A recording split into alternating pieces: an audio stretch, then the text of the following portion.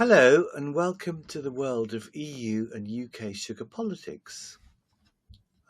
Please join me on a deep dive into the sea of sugar policies. We're going to meet the actors who play their part, examine their scripts, their motivations, and the effects that their policies have had and might in future have on sugar trade and investment. Political decisions around the world are right down there with the weather, supply and demand, and trade flow estimates, macro and technical analysis, amongst the most influential factors on sugar markets and on investment decisions in our sector. The decisions of political actors, from presidents, prime ministers, senior civil servants, all the way to junior clerks, profoundly affect our sugar businesses, both domestically and regionally, and internationally, and perhaps especially as regards investment decisions in our sector. Three examples come to my mind. Depending on your position in the sugar world, you'll have your own examples, but here are mine. Firstly, the Everything But Arms (EBA) initiative, launched in 2001, catalysed Mozambique's sugar industry revival after the devastating civil war. By means of duty-free market access for sugar and everything else except armaments, I understand the EBA attracted $140 million in foreign investment, rehabilitating 4 sugar mills and transforming Mozambique from a sugar importer to a net exporter again. Secondly, the denunciation of the ACP-EU Sugar Protocol in 2007, and later the abolition of sugar production quotas in 2017, led to a widespread collapse of sugar industries in the Caribbean region. A region that was once covered in sugarcane, King Sugar, now only has 4 countries remaining in production, with only Belize's sugar industry remaining relatively healthy amid the regional devastation. And thirdly, the decision to abolish sugar quotas and the concurrent introduction of coupled financial support for EU sugar beet farmers led to a rapid expansion and then contraction of EU sugar beet production. In preparation for 2017, many companies invested in the construction or rehabilitation of sugar export terminals, for example in the port of Gdansk and the Zeeland sugar terminal in the Netherlands. Of course, the issue of the Trump tariffs is dominating headlines around the world, and the impact of these new tariffs on global and EU-UK sugar trade flows may be very significant indeed. At the moment, one can only speculate on what will be the impact on sugar trade flows caused by the Trump tariffs, but concrete data will become available in a month or two and do the talking. Actually, the official data collated by Trade Data Monitor seems already to be showing impacts on Brazilian sugar exports to North America. Closer to home here in Europe, we hear the Czech Agriculture Minister, Marek Výborný, warning that without agreement on the EU-Mercosur deal, China will take over, and that the European Commission's proposed CAP budget could threaten food security. I'm reminded of the old adage attributed to the military theorist General Karl von Clausewitz, that trade is war by other means. I have a list of the top issues with which I've been grappling with and ungrappling with. These top issues are derived from notes of meetings which I've participated in recently and from Sugar Conference agenda items. According to the number of Google searches or mentions on X, Twitter, we can order this list as follows. Firstly, trade agreements, notably the EU-Mercosur trade agreement, EU-China relations and the forthcoming EU-India FTA. Secondly, mechanisms to deal with so-called climate change, for example the CBAMs and the targets for CO2 emissions reductions in line with the Paris Agreement goals. Thirdly, the Common Agricultural Policy. Fourthly, new genomic techniques, NGT. And fifthly, sugar taxes. The full list of issues which I've collected cover about 40 items, which can perhaps be gathered together in themes, including the agricultural policy, investment in rural development, trade relations and agreements, trade and development policy, climate and environmental, food safety, security and nutrition, financial and commodity market regulations, and biotechnology and innovation. The full list of sugar policy issues with which I've been grappling with grows regularly. New ones seem to appear every 6 months or so. In case you may be interested to dive in a bit deeper and decipher the blizzard of acronyms which pollute these waters, I've prepared a paper listing and summarising these 40 issues in a bit more detail. My paper is freely available to participants in ECRUU's Sugar Week at the following URL: www.julianprice.com/ECRUU. You can go ahead and download it now if you wish. From time to time, things in the world of sugar politics are calm. There are few developments in the headlines, and the sugar markets carry on in their own sweet way. At other times, new issues surface, new policy developments come thick and fast, and things become a bit overwhelming. We seem to be at one of those moments now. Big things are definitely happening which will affect us all in the sugar trade. For example, on matters of climate change, it seems that the focus may be changing. The Commission is proposing to simplify the carbon border adjustment mechanism, and amendments to EU climate law have been proposed to introduce flexibilities which would allow limited international carbon credits trading from 2036 onwards. The EU sugar industry advocates for a proportionate burden-sharing approach, particularly for sectors with limited decarbonisation options or exposure to carbon leakage.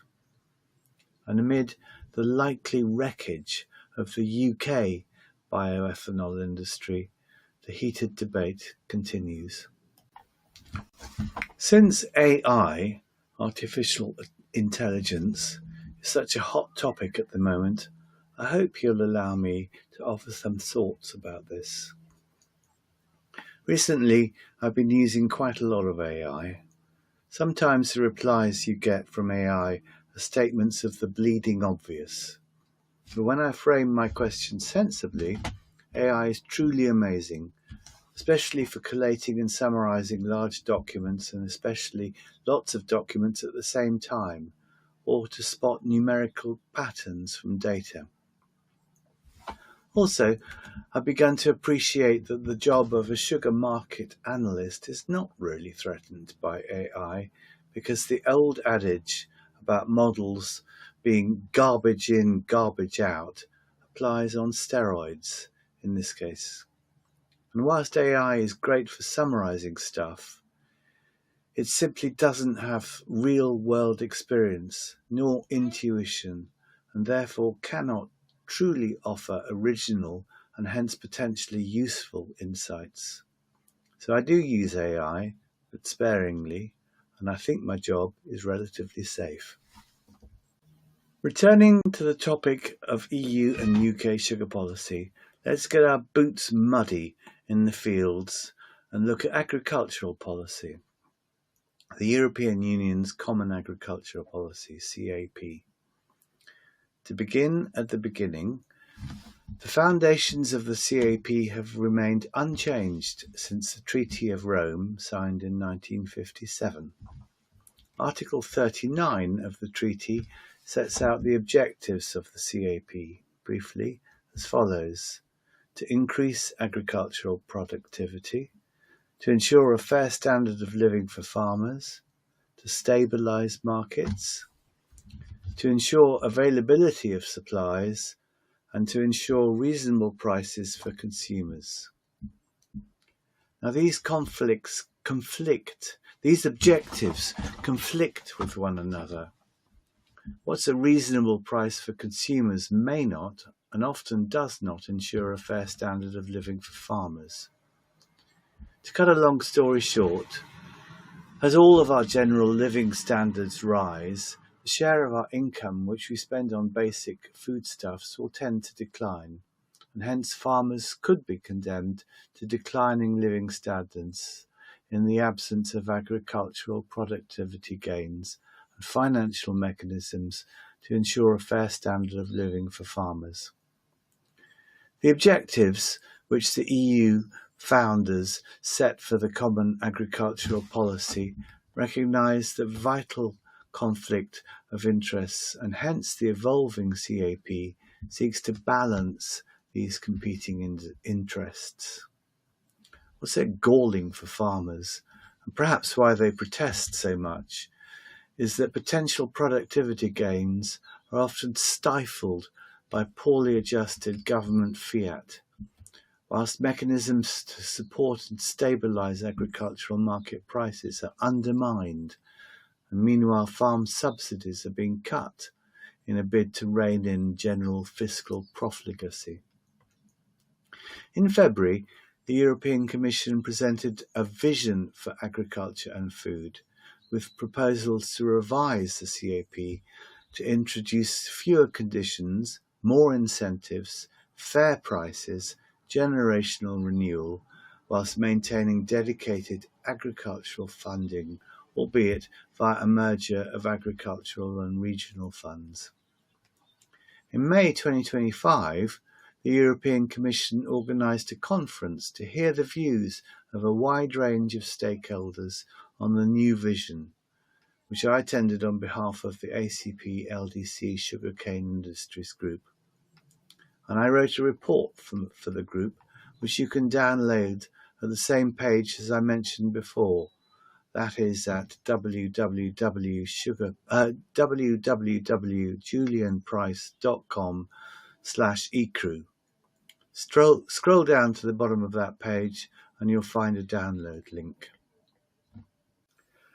Whereas the objectives of the EU agricultural policy, the CAP, are relatively clear, even the admission that its aims do conflict with one another, as we've seen, the objectives of UK agriculture policy are still all over the place. After Brexit, the then Boris Johnson government pronounced strategies for UK policy towards farmers and indeed for international development. For agriculture, the Agriculture Act 2020 replaced the CAP farm payments with the Environmental Land Management Scheme, ELMS. In other words, public money for public goods. After Brexit, UK farmers were to be offered diminishing amounts of money for general environmental benefits, rather than for actually farming. But after the Labour takeover in 2024, such strategic clarity as there once was disappeared in March 2025 with the unannounced closure of new applications to the Sustainable Farming Incentive, which represents the bulk of ELMS funding and participation. But fear not, a 25-year farming roadmap is expected to be published in October 2025, or at least it was, until the latest change in DEFRA Secretary on the 5th of September 2025. So we will have to wait and see.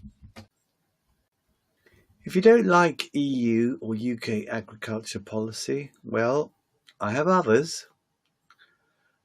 The aims and objectives of EU trade policy are set out in Article 207 of the Treaty TFEU. In brief, EU trade policy aims to promote economic integration and liberalisation whilst advancing European values including democracy, human rights, environmental protection and sustainable development. It seeks to create jobs, growth and global partnership based on EU principles and multilateral cooperation. The objectives of EU international development policy are laid down in Article 208 of the treaty. Very, very briefly, the aim is to eradicate poverty and to promote an international system based on stronger multilateral cooperation and global good governance. Again, to cut a long story short, the latest statements of EU trade policy seek to build on the EU's openness to trade internationally whilst taking a more assertive stance in defending its domestic interests and values. Responding to this new assertive stance, and perhaps to the farmer protests, the EU has proposed and is busy implementing mirror clauses in its new and existing trade agreements. These mirror clauses require imported agricultural and food products to meet the same production standards as those required for EU domestic production. In essence, these policies reveal the EU's dilemma, preaching global sustainability whilst erecting barriers to trade and eroding the EU market preferences by means of negotiating new free trade agreements such as with Mercosur and via other mechanisms such as the liberal use of inwards processing relief. From the perspective of the ACP LDC Sugarcane Industries Group, these developments amount to an assault on preferences, an assault on the concept of trade not aid. Instead, the demands of the ACP Group are summed up in the concept of policy coherence for development. Now, in the EU's defence, the 300 billion Global Gateway Initiative offers potential financing opportunities for ACP and other third country sugar industries. The European Commission is willing to support feasibility studies for sustainability projects and research and development through concessional finance via local EU delegations.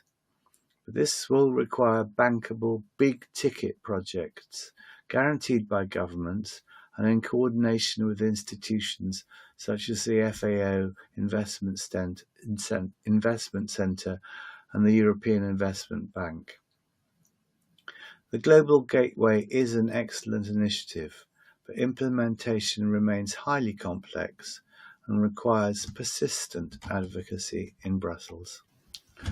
I'm told that there are around 79,000 civil servants employed at the European Union's main institutions, of which around 30,000 are based in Brussels. Meanwhile, the EU Transparency Register lists around 15,000 organisations as of September 2025, including trade associations, consultancies, NGOs and corporations, employing between them around 30,000 full-time equivalents with an estimated annual budget of €343 million in 2024. So it appears that there's roughly one lobbyist for each civil servant, but also it seems that the lobbyists aren't very well paid on average. I'm also told that the EU adopts approximately 1,200 regulations per year on average. So that's around 25 civil servants per regulation and a similar number of lobbyists. In the sugar sector, as in pretty much every other sector, trade associations exist to further the aims of their member companies who are engaged in similar trades. Some of these associations count members in the many thousands. For example, the Industrial Sugar Users Group, CIUS, represents around 15,000 member companies ranging from artisan and small and medium-sized enterprises all the way to multinationals. From their ivory towers in Brussels, the European Commission and other institutions rely heavily, I think, on these trade associations to advise them about life on the farm, in the factories, in the offices, and in the markets. In return, the trade associations sometimes gain valuable insights into the latest thinking behind policy developments. It would be clearly impossible for democracy to function without individuals coming together in associations to try and further their political interests. Meanwhile, from the point of view of the EU institutions, it is vital that trade associations are representative of their members and, moreover, that they're seen to be representative. It's tempting to conclude that both sides, the lobbyeur and the lobbyee, are in a symbiotic relationship. And actually, I think they really are. Or, rather than a biological simile, there might be a game theorist who could perhaps explain how the subtle dance of transparency, representation and analysis may result in the endless stream of regulations which emanate from Brussels and now separately from London. Personally, I think that successful lobbyists explain to the political decision makers the way things are not working as they should, and rather than propose solutions, instead frame explanations in such a way as to invite the decision maker to arrive at his or her own conclusion as to amendments to the regulations which could and should be made. And then they own the decision that the lobbyist desires, and they legislate accordingly. And then we all go for a drink in Place Luxembourg on a Thursday evening to celebrate.